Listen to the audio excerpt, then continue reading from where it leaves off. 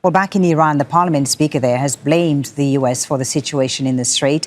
In a post on social media, he said the security of shipping and energy transit has been jeopardized by the U.S. and its allies through the violation of the ceasefire and the imposition of a blockade. He goes on to say the continuation of the status quo is intolerable for America while we have not even begun yet.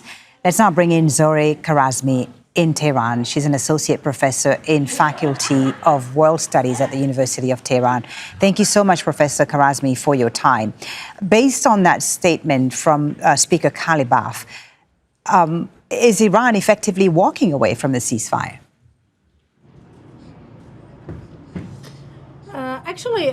Iran has been committed to the ceasefire, and it was the United States blockade and siege that actually made again a sort of anarchy and chaos in the region. And now that UAE also is becoming a puppet of the Americans and Zionists to start a new challenge to the Iranian indisputable control over Hormuz, the situation became much more tense. And the messages that is actually gotten from the Iranian authorities is that as General Ahmadian, that is the representative of the supreme leader in the Supreme Defense Council, he said that the retaliation against any sort of acts of Americans and their allies in the region would be very complex, asymmetric, and something that is beyond the threshold of the Americans' tolerance. So are you saying, Professor, that Iran is responsible for the attacks that we saw in the UAE, including that oil, the facility on the oil hub in Fujairah, because there was initially a denial. Is Iran behind that attack or not? Iran has not any statements in admitting or denying this.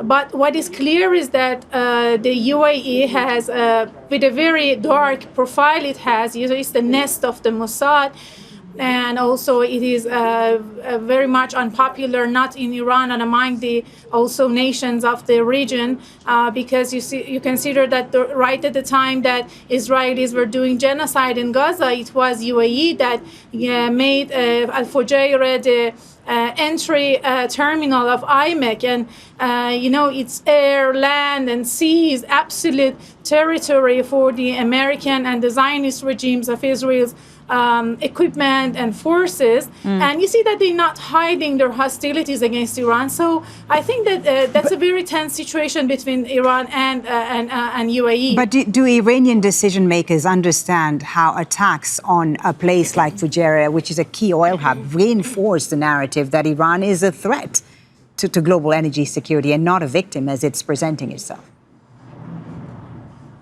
Actually, the Freedom Project that the United States started yesterday, and just lining up the Emirati ships to actually question the control over Hormuz.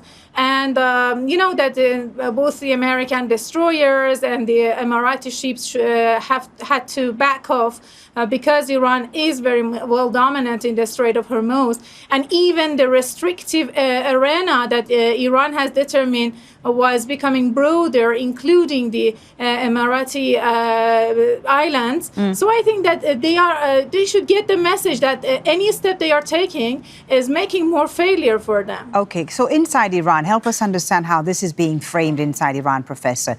Is the message more about defending national sovereignty or about punishing the U.S. and its allies in the region? It's actually the very legitimate position of self-defense.